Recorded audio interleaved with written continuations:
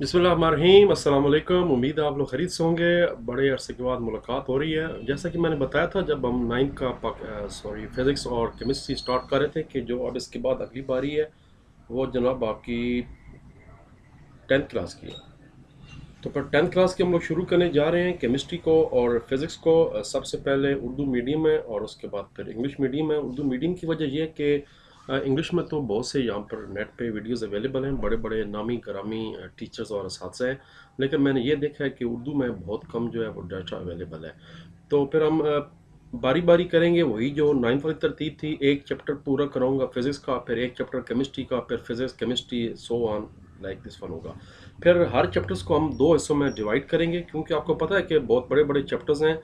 पहला जो वीडियो है उसमें हम लोग MCQs किया करेंगे, शॉर्ट क्वेश्चंस किया करेंगे और जो आला तसव्वुराती सवालात हैं यानी जिसको कंसेप्चुअल क्वेश्चन कहते हैं वो किया करेंगे।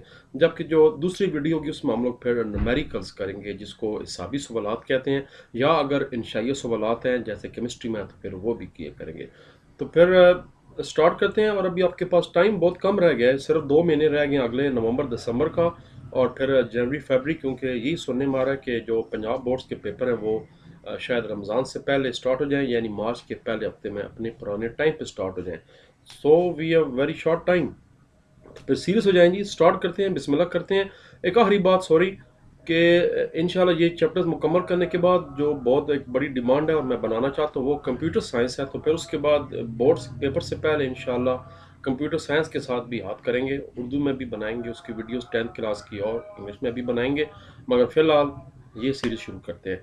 तो फिर ठीक है, अपना ख्याल रखिए और लेक्चर्स का एंजॉय कीजिए, कमेंट्स कीजिए ताकि पता हो कि आप लोग इसको कितना जो है ना वो सीरीज ले रहे हैं और क्या करें। तो स्टार्ट करते हैं। जैसा कि चैप्टर का नाम है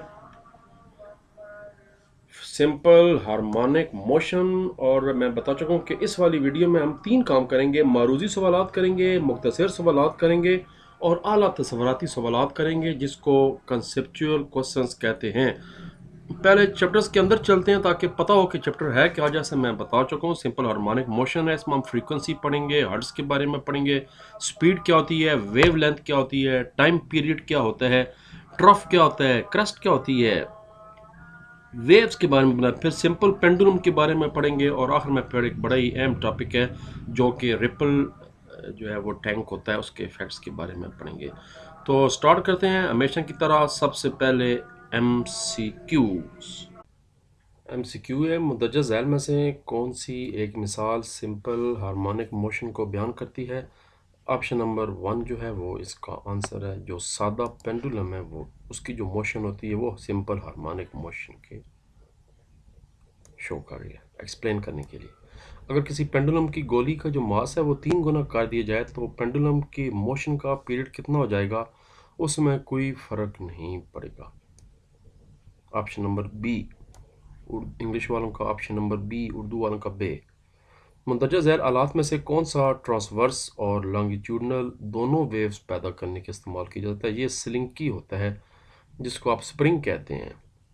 अगर स्प्रिंग को एक दूसरे की तरफ खींचें और छोड़ दें तो वो लॉन्गिट्यूडनल वेव है। अगर उसको ऊपर नीचे करते रहें, अभी हम आगे जाके ये न्यूमेरिकल्स में भी आपको मैं दिखाऊंगा, मेरे पास तस्वीरें भी मौजूद हैं। स्लिंकी ये स्प्रिंग को ही कहते हैं।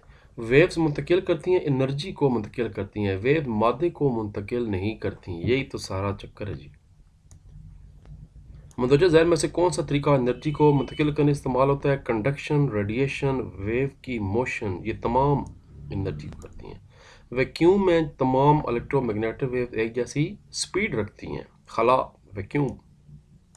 एक बड़ा रिपल टैंक जो है उसमें एक वाइब्रेटर के साथ 30 हर्ट्ज की फ्रीक्वेंसी पर 50 सेंटीमीटर के फासले पर 25 मुकम्मल वेव्स पैदा करता है। इस वेव्स की वेलोसिटी क्या होती है, या अभी आगे जाके हम लोग इसका न्यूमेरिकल भी पढ़ेंगे। 60 सेंटीमीटर जो है इसकी पर सेकंड इसकी वेलोसिटी होगी। मुंदरजा झैल में से वेव की कौन सी खसूसियात दूसरी खसूसियात पर डिपेंड नहीं करती। एम्पलीट्यूड ये मुख्तलिफ होता है, ये एक दूसरे पर डिपेंड नहीं करता। एक वेव की वेलोसिटी, फ्रीक्वेंसी और वेव लेंथ का आपस में क्या तल्लुक है। Frequency into lambda equal to velocity, ये फार्मूला है जो आगे जाके अब अभी हम डिटेल के साथ पढ़ने जा रहे हैं। इसका भी ऑप्शन नंबर बी है। एफ से फ्रीक्वेंसी, लेमडा जो है वो वेव लेंथ का सिंबल है और वी फॉर वेलोसिटी, ये तो हम शुरू के चैप्टर में 9th क्लास में पढ़ चुके हैं। हम शुरू करने जा रहे हैं जी short questions one by one. जो शॉर्ट किताब के अंदर है, मैं किताब से निशान लगाने जा रहा हूँ। जो किताब में नहीं है वो मैंने नीचे लिख दी है, आपको मैं वो भी साथ साथ दिखाता हूँ। एक दफ़ा चेक करें सर जी के जनाब अपना हो रहा है या नहीं हो रहा। बिल्कुल ठीक है जी, रिकॉर्डिंग हमारी हो रही है। कई दफ़ा मिस्टेक हो जाती है, इसलिए मैं चेक करता रहता हूँ। सिंपल हार्मोनिक मोशन से क्या मुराद है? एक जिस्म के लिए सिंपल हार्मोनिक पैदा करने की लाजमी शराइत बयान करें। पेज नंबर 5 जनाब, इस वक्त मेरे पास पेज नंबर 2 मौजूद है। हम लोग पेज नंबर 5 पे आते हैं।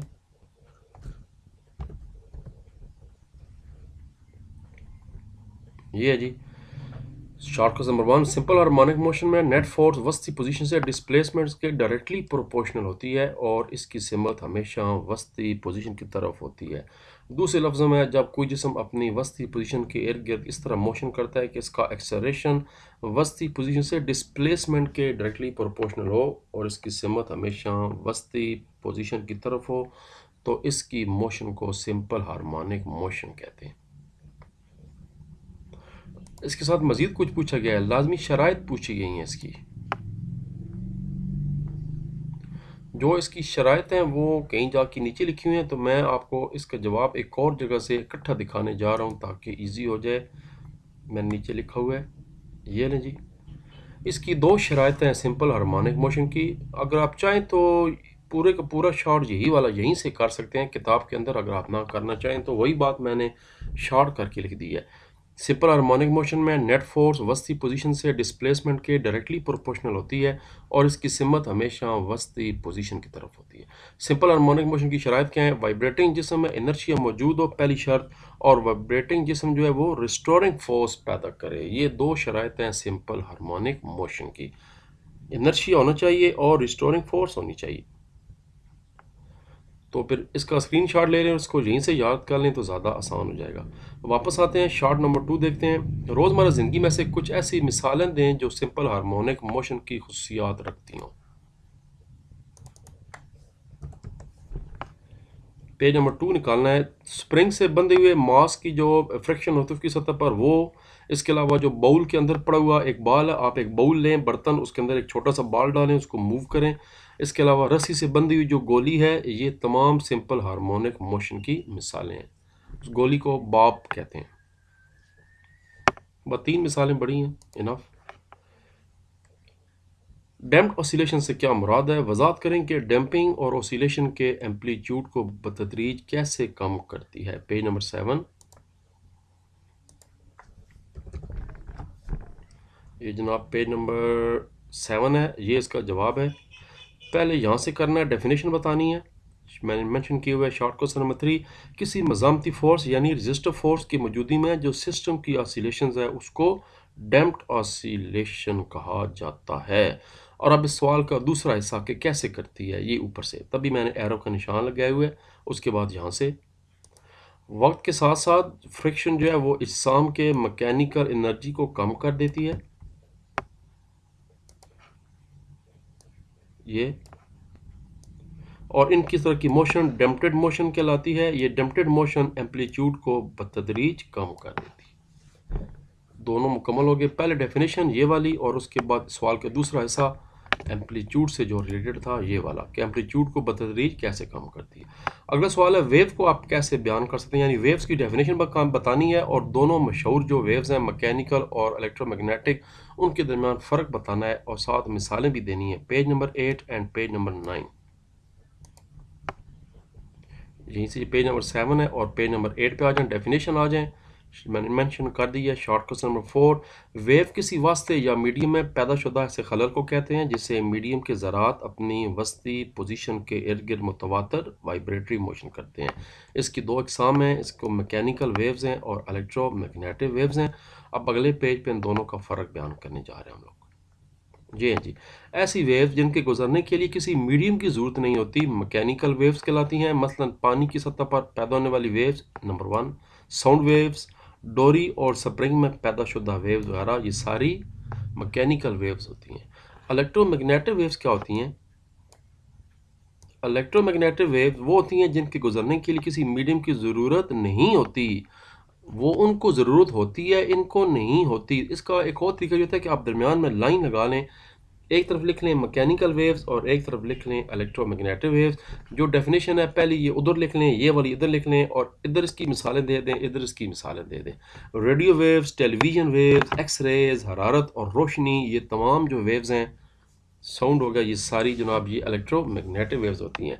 जबकि साउंड वगैरह को ज़रूरत होती है क्योंकि खला में साउंड आवाज़ नहीं होती, उसको मीडियम चाहिए होता है।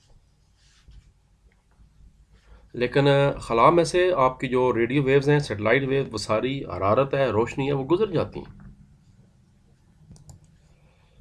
लॉन्गिट्यूडनल और ट्रांसवर्स वेव्स के दरमियान फ़र्क को मौजूद मिसालों के साथ वजाहत करें। पेज नंबर 10 और 11 पे डेफिनेशन है, जबकि इसकी जो एग्जांपल है वो पेज नंबर 9 पे है। पहले डेफिनेशन करते हैं 10 और 11 पे।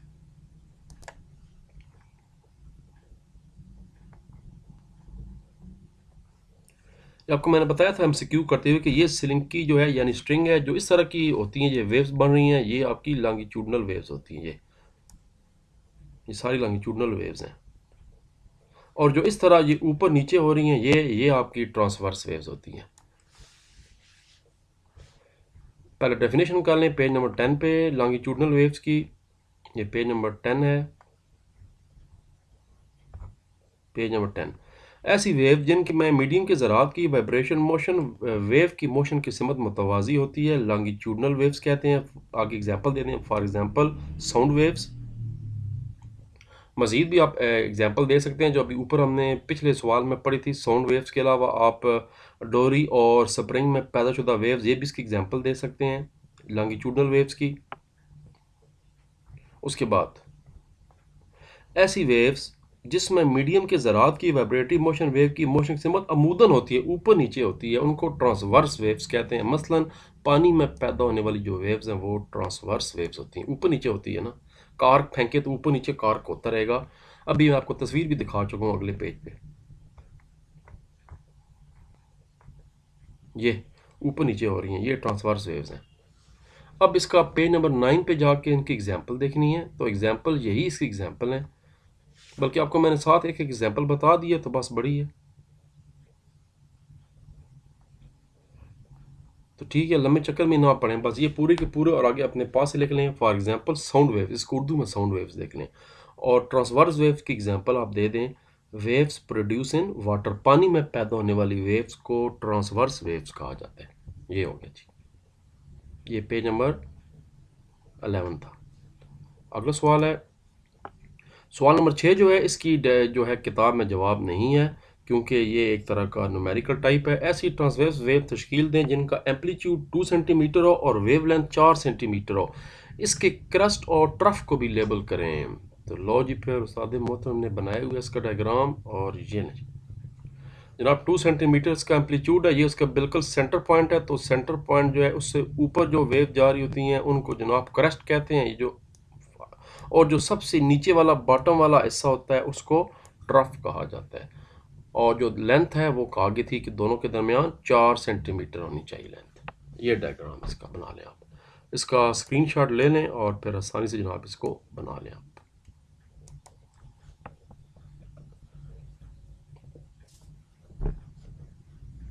या इसको स्क्रीनशॉट ले लें या कॉपी पे इसको बना लें। वापस आते हैं शॉर्ट क्वेश्चन नंबर 7। वेव की स्पीड, फ्रीक्वेंसी और वेव लेंथ के दरमियान तल्लक की मसवात, ये वही लेमडा इक्वल टू वी वाली है, हम एमसीक्यू में कर चुके हैं। इसके अखज़ करनी है मसवात आप खुद। पेज नंबर 12 पे ऑलरेडी ये जो है ड्राइव हुई है। पेज नंबर 12, ये जनाब short question number 7, speed, frequency और वेव लेंथ के दरमियान तल्लक है। थोड़ा सा बड़ा सवाल है, ये शॉर्ट से बड़ा हो जाता है। आप पहले तो यहाँ पर करें जी कि वक्त की वेलोसिटी बराबर है फासला डिवाइडेड बाय टाइम, यानी v equal to distance over time. लेकिन अगर वेव एक जगह से दूसरी जगह मोशन के दौरान टाइम पीरियड t के मसावी वक्त सर्व करे तो फिर इसका तय करदा फासला लेमडा के मसावी होता है। तो फिर d की जगह लेमडा आ जाएगा, टाइम पीरियड आ जाएगा, बाकी इक्वेशन सेम रहेगी, और छोटे t की जगह बड़ा t आ जाएगा। ये टाइम पीरियड हो गया, वो सिर्फ टाइम था। चूँकि टाइम पीरियड t की फ्रीक्वेंसी f का रेसिप्रोकल होती है, इसलिए t equal to 1 over f। तो फिर फार्मूला बन गया velocity equal to f into lambda, यानी वेलोसिटी बराबर है फ्रीक्वेंसी के और वेव लेंथ के। तो आपको बता दें कि मसवात 10.5 वेव की मसवात कहलाती है। ये तमाम इकसाम की वेव, चाहे वो लॉन्गिट्यूडल हो या ट्रांसवर्स हो, दोनों के लिए दुरुस्त है। यही इक्वेशन यूज़ होती है। 8वां शॉर्ट क्वेश्चन, वेव से मुराद मादा को मुंतकिल किए बगैर एनर्जी का एक जगह से दूसरी जगह मुंतकिल होना है। इस जुमले को किसी एक्सपेरिमेंट की मदद से वजाहत करें। हम पढ़ चुके हैं कि जब वेव्स पानी में पैदा की जाएं और ऊपर आप कोई चीज़ मसलन कार्क रखें तो आप देखेंगे कि कार्क सिर्फ ऊपर नीचे हो रहा है, कार्क वेव्स के साथ साथ आगे नहीं जा रहा। यही तो साबित करता है कि एनर्जी सिर्फ ट्रांसफ़र हो रही है, जो मैटर या मादा है वो ट्रांसफ़र नहीं होता वेव्स के ज़रिए एक जगह से दूसरी जगह। यही तो असल खासियत है वेव्स की कि सिर्फ एनर्जी मुंतकिल हो रही है। पेज नंबर 11 पे चलते हैं और ये आगे आपके सामने इसका एग्जांपल ये देख लें। तस्वीर वही, कार्क और पानी ऊपर नीचे, पानी वेव्स तो आगे जा रही हैं मगर जो उसके ऊपर कार्क है वो वहीं का वहीं है। तो ये जिसका जवाब सरगर्मी नंबर 10.3 यानी शॉर्ट क्वेश्चन नंबर 8। अगर हम पानी के जोड़ में एक पत्थर फेंकें तो पानी की सतह पर वेव्स पैदा होती हैं जो पत्थर की जगह से बाहर की तरफ मोशन करती हैं। आके शक्ल बना दें तो बेहतर है, सारी डिज़ाइन शोश नहीं बनानी, बस एक पानी सा बना के और बीच में लहरें दिखा दें, वरना फिर ये लफ्ज़ काट दें ये वाला। अब पत्थर से कुछ फासले पर एक कार्क रखें। वेव जब कार्क तक पहुंचती है तो वेव्स की एनर्जी की वजह से पानी के ज़रात के साथ ऊपर नीचे मोशन करता है। इससे ज़ाहिर होता है कि पानी की सतह पर पैदा होने वाले वेव्स भी दूसरे वेव्स की तरह एनर्जी को एक जगह से दूसरी जगह मुंतकिल करती हैं, लेकिन इस दौरान जो पानी यानी मीडियम के ज़रात अपनी जगह से मुंतकिल नहीं होते। अगर वो पानी अपनी जगह से मुंतकिल हो जाता तो फिर कार्क उसके साथ साथ कार्क आगे चलता जाता, लेकिन ऐसा नहीं होता। बड़ी शानदार एग्जांपल और शानदार डेफिनेशन है, शानदार चैप्टर जी, कोई शक नहीं इसमें। 10.9 रिपल टैंक एक्सपेरिमेंट की से मुंदरजा ज़ैल डेफिनेशन बताएं। रिफ्लेक्शन क्या होती है, रिफ्रैक्शन क्या होती है और डिफ्रैक्शन क्या होती है। Page number 14-15 ripple tank effect, मसनूई तरीका लहरों को पैदा करके फिर उनको जांचने का। 14 पे आ जाएं। बारी बारी डेफिनेशन है। जब वेव्स एक मीडियम से गुजरते हुए दूसरे मीडियम की सतह से टकराती हैं तो वो पहले मीडियम में वापस लौट आती हैं। Angle of incidence angle of reflection के बराबर होता है। वेव्स की इस अमर को रिफ्लेक्शन कहते हैं। एक बात हो गई, दूसरी बात नीचे आ जाए। जब वेव्स एक मीडियम से किसी जाविये के साथ दूसरे मीडियम में दाखिल होती हैं तो मोशन की सिमत तब्दील कर देती हैं वो, और इसके अमल को वेव्स की रिफ्रैक्शन कर देती हैं। तब्दील कर दें तो रिफ्रैक्शन।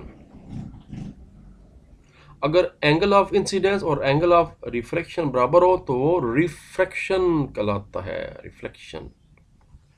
और रिफ्लेक्शन एल है और ये आर है, रिफ्रैक्शन है। तीसरी चीज डिफ्रैक्शन क्या होता है, वेव्स के रुकावटों के बाहरी किनारे के गिर्द मुड़ जाने या फैल जाने को वेव्स की डिफ्रैक्शन, जो बेंडिंग होती है उस बेंडिंग को डिफ्रैक्शन कहा जाता है। पेज नंबर 15 पे 2 डेफिनेशन है और पेज नंबर 14 पे एक डेफिनेशन। ये हो गई। हो सकता है आपकी बुक बिल्कुल ही नहीं हो या थोड़ी सी चेंज हो, तो टॉपिक सेम इसलिए जवाब सेम हो जाएंगे। फेडरल बोर्ड में भी तकरीबन यही सवाल आते हैं। आखिरी शॉर्ट क्वेश्चन है, क्या वेव की फ्रीक्वेंसी बढ़ने से वेव लेंथ भी बढ़ती है? अगर नहीं तो ये मिकदारें आपस में किस तरह मरबूत हैं, फिर आपस में ताल्लुक है दोनों का? उस्ताद मोहतरम का जवाब ये नीचे में लिखा हुआ है। ये जो किताब के अंदर नहीं है, ये कंसेप्चुअल सवाल है, तो उसका जवाब ये है जी, नहीं, फ्रीक्वेंसी के बढ़ने से वेवलेंथ कम होती है क्योंकि ये एक दूसरे के इनवर्सली प्रोपोर्शनल होती है। फ्रीक्वेंसी और वेवलेंथ का असली ज़रब स्पीड के बराबर होता है। f is directly proportional to 1 over wavelength यानी लेमडा, तो f equal to velocity over lambda यानी वेवलेंथ। इसको स्क्रीनशॉट ले लें या अभी इसको वीडियो को रोक कर और इसको लिख लें। जनाब 10 शॉट मुकम्मल हो गए और हम करने जा रहे हैं इसके जो आला तसव्वुराती सवालात हैं। स्क्रीनशॉट आपने ले लिया होगा उम्मीद है, तो फिर चलें जी हम शुरू करते हैं। इसके आला तसव्वुराती सवालात यानी कंसेप्चुअल क्वेश्चन 5 हैं। पहला जो है वो न्यूमेरिकल है। अगर सादा पेंडुलम 10.1 अगर सादा पेंडुलम की लंबाई को डबल यानी दुगना कर दी जाए, इसके टाइम पीरियड में क्या तब्दीली नुमा होगी। ये सारे के सारे जो कंसेप्चुअल होते हैं, ये किताब में नहीं होते, अपने पास से बताने हैं, तो फिर शुरू कर दें, बिस्मिल्लाह कर दें। पहला जनाब सादा पेंडुलम आ गया। अगर सादा पेंडुलम की लंबाई को डबल कर दी जाए तो क्या टाइम पीरियड में चेंजिंग होगी। तो फिर टी को जी जो है वो ग्रेविटेशन है ज़मीन की, जिसकी वैल्यू 10 है। ग्रेविटेशनल एक्सलरेशन जिसकी वैल्यू 10 होती है। ये वो बड़ा जी नहीं है, वो ग्रेविटी वाला है। और टी आपको पता है टाइम तो जनाब एल इक्वल टू 2L, क्योंकि डबल कर दी जाए लेंथ, ऊपर लिखा हुआ लेंथ को डबल कर दी जाए तो फिर डबल हो गई। तो फिर इसकी जगह जनाब 2L/g आ गया। तो जनाब स्क्वायर रूट ओपन निकाल दें तो ये आ जाएगा जी आपका T equal to square root 2 into T. नतीजा क्या निकला, अगर पेंडुलम की लंबाई को दुगना करेंगे तो इसका जो टाइम पीरियड है वो 2 अंडर रूट इंटू टी होगा। 2 अंडर रूट अगर आप निकालें तो वो तकरीबन 1.44 बनता है।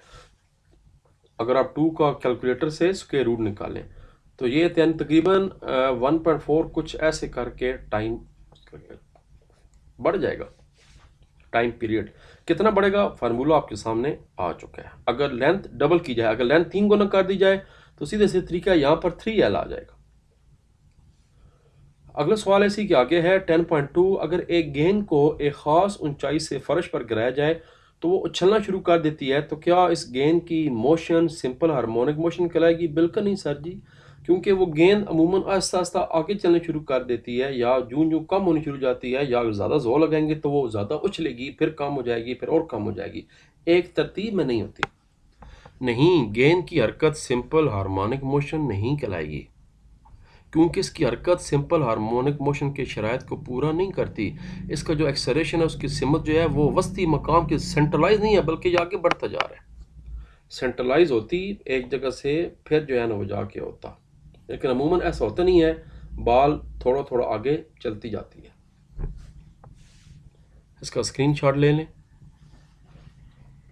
स्क्रीन को रोक ली करें, वीडियो को रोकने के बाद उसको हल्का सा टच करें तो वीडियो चलती नहीं है, बल्कि दोबारा वीडियो रोशन हो जाती है, पहले रोकने से डार्क हो जाती है।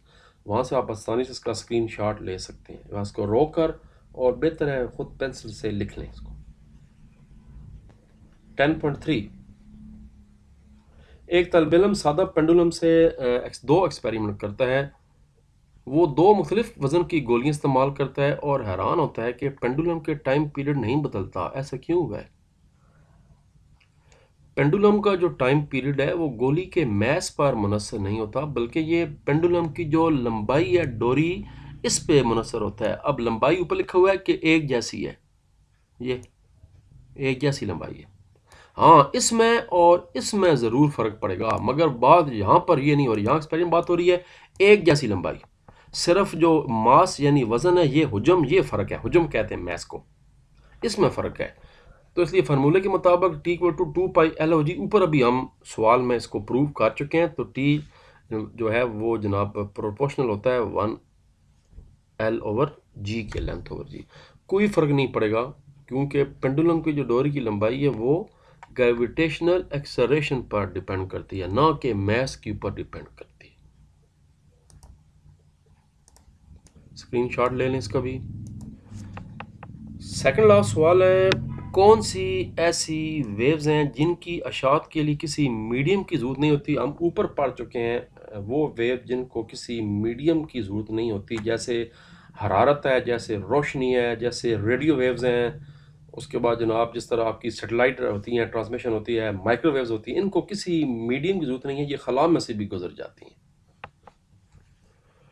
ऐसी वेव जिनको गुजरने के लिए किसी मीडियम की ज़रूरत नहीं होती, इसलिए ये वेव्स खला से आसानी से गुजर जाती हैं, जैसे कि एक्स रेज, रोशनी की रेस। आप 2-3 और नाम दे दें। रेडियो वेव, ये लिखा हुआ है डायग्राम में, रेडियो वेव्स, उसके बाद लाइट वेव्स, फिर माइक्रोवेव्स, फिर जनाब रोशनी की वेव यानी हीट वेव्स, लाइट वेव जिसको कहते हैं।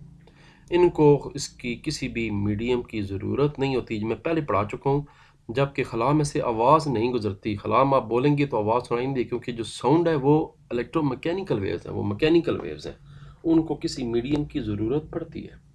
आखिरी सवाल है, रिपल टैंक में जब सीधी वेव्स गहरे पानी से कम गहरे पानी की तरफ मोशन करती हैं तो रिफ्रैक्शन का अमल वकूअ पज़ीर होता है। बताएं इसकी स्पीड में क्या तब्दीली रूनुमा होती है। आपके सामने रिपल टैंक है, यानी नीचे से प्लेन नहीं था बल्कि गहरे पानी से जूं जूं पानी कम, अमूमन स्विमिंग पूल का आपने देखा होगा, स्विमिंग पूल स्टार्ट में कम गहरा होता है, फिर जूं जूं आगे बढ़ते जाएं वो ज़्यादा गहरा होता जाता है। तो सपोज गहराई वाली तरफ से आपने कोई पत्थर फेंका, वेव्स पैदा हुई, तो जो स्विमिंग पूल के दूसरे किनारे पर पहुंचेगी जहाँ पानी की कम गहराई है, तो फिर वेव की स्पीड में क्या तब्दीली आएगी। रिपल टैंक वेव्स में जब ज़्यादा गहरे पानी से कम गहरे पानी में दाखिल होती हैं तो इनकी वेवलेंथ कम हो जाती है, लेकिन फ्रीक्वेंसी एक जैसी रहती है, इसलिए इनकी स्पीड भी कम हो जाती है, जिसकी वजह से जो इनकी हरकत की सिमत है बदल जाती है। और हम पढ़ चुके हैं ऊपर के वेव्स का इस तरह से बदलना वेव्स का रिफ्रैक्शन कहलाता है। नॉट रिफ्लेक्शन, रिफ्रैक्शन, रिफ्रैक्ट हो गई हैं। लो जी, फिर पहला हिस्सा मुकम्मल हो गया और अगला हिस्सा जो है उसमें बड़े लंबे लंबे लेकिन बड़े ही आसान और मज़ेदार न्यूमेरिकल्स हैं। उम्मीद है आपने एंजॉय किया होगा।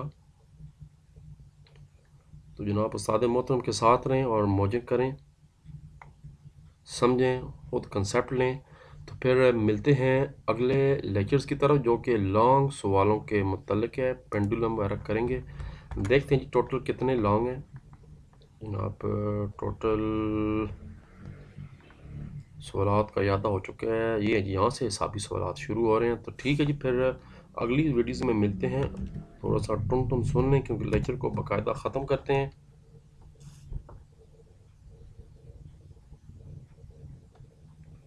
अपना ख्याल रखें। पाकिस्तान जिंदाबाद।